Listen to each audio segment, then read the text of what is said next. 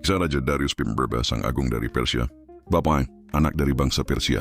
Di dataran luas yang dikelilingi gunung dan gurun Persia, ada sebuah keluarga bangsawan sederhana dari suku Achaemenid. Lahirlah seorang anak bernama Darius, putra Hystaspes, seorang bangsawan setia kepada Raja Cyrus Agung. Dari kecil, Darius tumbuh dengan semangat baja dan rasa ingin tahu yang tak terbatas. Ia diajari memanah, menunggang kuda, dan berkata benar, 3 hal yang dianggap suci oleh bangsa Persia. Sejak kecil Darius gemar mendengarkan kisah kejayaan para raja Persia.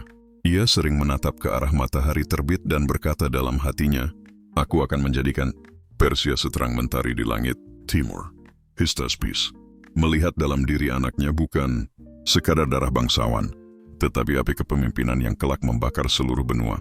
Bab 2, prajurit muda di bawah bayang-bayang raja. Ketika menginjak usia muda, Darius masuk ke pasukan istana Raja Kambises II, putra Cyrus Agung.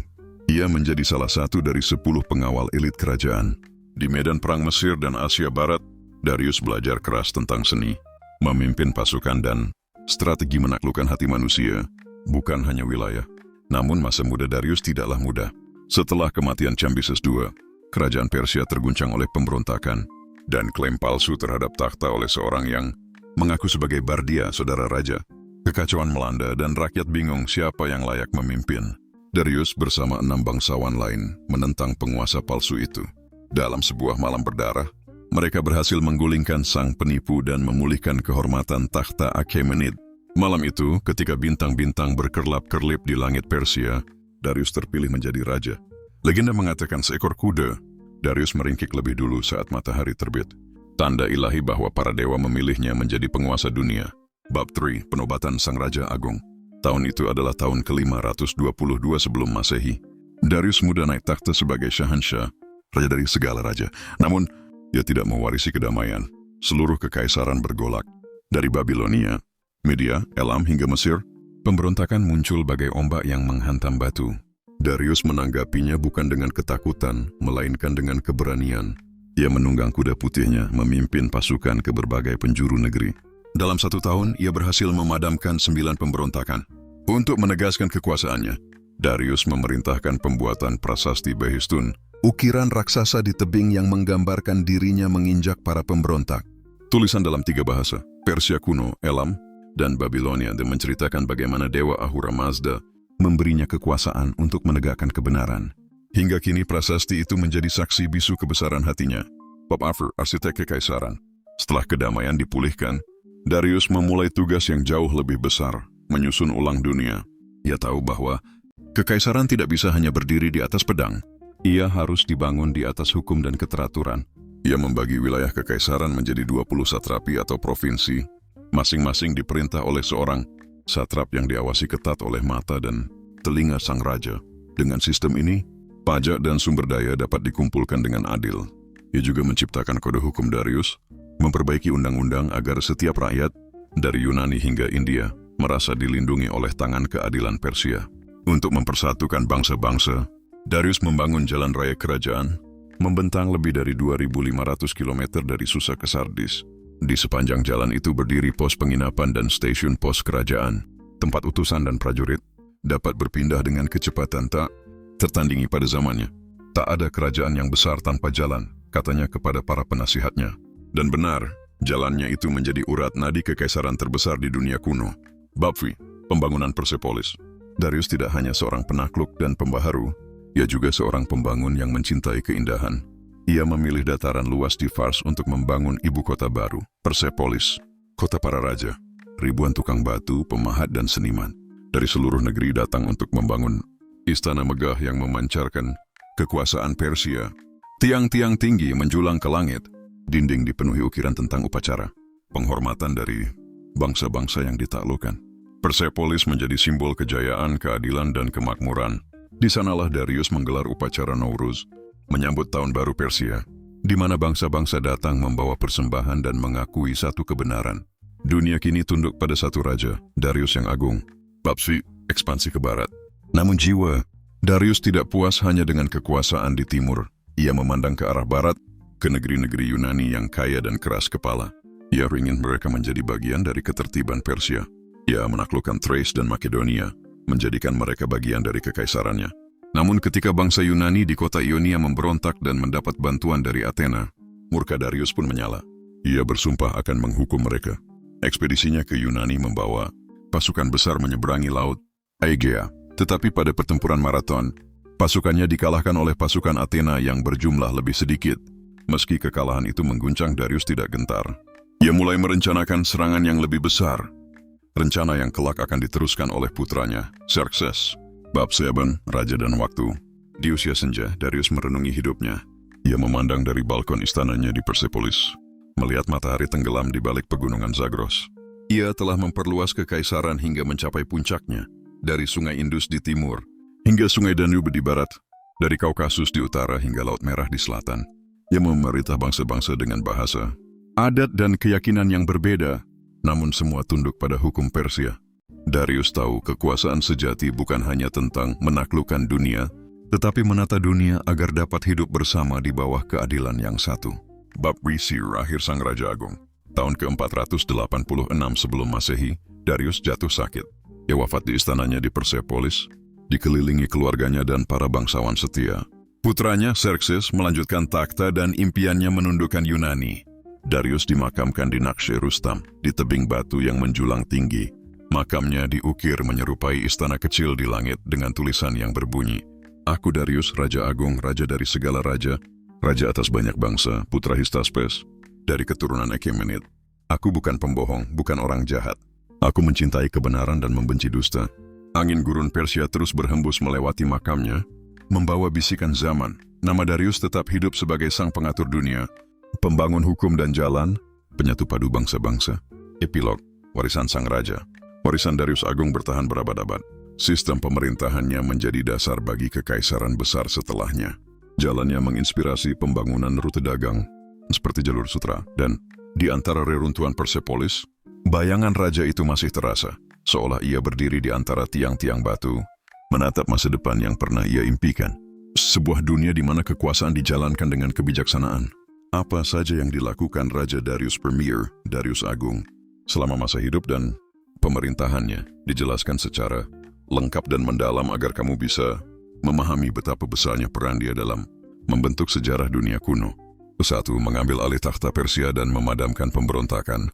Setelah kematian Raja Kambises II, Persia jatuh ke dalam kekacauan. Darius, yang saat itu hanyalah perwira muda dari keluarga bangsawan Achaemenid, bersama 6 bangsawan lainnya menggulingkan penguasa palsu yang mengaku sebagai Bardia, Smerdis. Ia kemudian menjadi Raja Persia pada tahun 522 sebelum Masehi. Dalam tahun-tahun awal pemerintahannya, ia berhasil memadamkan 9 pemberontakan besar di seluruh kekaisaran, termasuk di Babilonia, Elam, dan Media. Ia menegakkan kembali kekuatan pusat kerajaan dan memastikan tidak ada lagi pengkhianatan terhadap takhta. Mendirikan sistem pemerintahan modern. Darius adalah arsitek sistem administrasi Kekaisaran Achaemenia. Ia membagi wilayah kekaisaran menjadi 20 satrapi, provinsi. Masing-masing dipimpin oleh satrap, gubernur, yang bertanggung jawab langsung kepada raja. Untuk mengawasi mereka, ia menciptakan jaringan intelijen yang dikenal sebagai mata dan telinga raja, yang melapor langsung kepadanya. Sistem ini menjaga keadilan dan menghindari korupsi, membuat pemerintahannya stabil dan efisien. Ketiga, menyusun kode hukum Darius. Darius menyatukan hukum dari berbagai bangsa di dalam kekaisarannya, lalu menstandarkannya menjadi kode hukum Darius. Tujuannya agar rakyat dari berbagai wilayah, dari Mesir, Babilonia, hingga India, dapat hidup di bawah aturan hukum yang jelas dan adil. Ia menegaskan bahwa semua rakyat, tanpa memandang suku atau agama, memiliki hak untuk memperoleh keadilan di hadapan hukum. 4. Membangun jalan raya kerajaan. Ia membangun Royal Road, jalan raya kerajaan, sepanjang lebih dari 2.500 km, dari kota Susa di Persia hingga Sardis di Asia Kecil. Jalan ini dilengkapi pos penginapan dan pengiriman cepat bagi kurir kerajaan, memungkinkan pesan dari raja sampai ke ujung kekaisaran dalam waktu seminggu. Sistem ini memperkuat komunikasi, perdagangan, dan kekuasaan pusat. Banyak sejarawan menyebutnya sebagai urat nadi kekaisaran Persia. 5. Memperkenalkan sistem ekonomi dan mata uang tunggal. Sebelumnya, tiap wilayah memiliki sistem perdagangan sendiri. Darius memperkenalkan mata uang emas standar bernama Darich, dinamai dari namanya. Mata uang ini menjadi alat perdagangan internasional pertama di dunia kuno, memungkinkan pertukaran yang adil di seluruh kekaisaran. Ia juga mengatur sistem perpajakan tetap. menyeimbangkan beban pajak antara provinsi kaya dan miskin. 6. Pembangunan kota dan monumen besar. Darius memerintahkan pembangunan ibu kota baru yang megah bernama Persepolis, simbol kejayaan Persia. Ia juga memperluas dan memperindah kota Susa dan Pasar Gadai, serta membangun istana megah di Babilonia dan Ecbatana.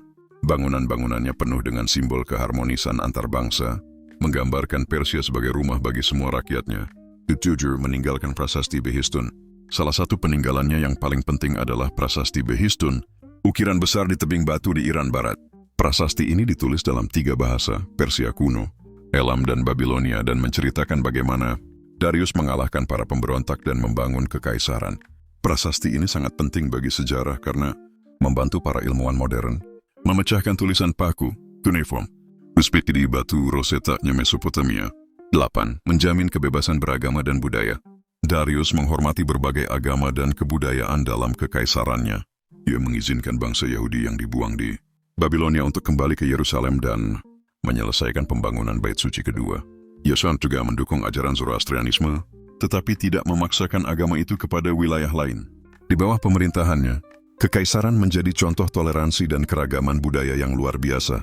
9. Ekspansi besar ke 3 benua. Darius memperluas wilayah Persia hingga menjadi kekaisaran terbesar di dunia pada masanya.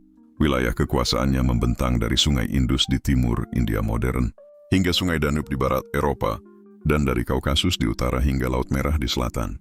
Ia menaklukkan Thrace, Makedonia, Mesir, dan sebagian India, menjadikan Persia penguasa atas 3 benua, Asia, Afrika, dan Eropa.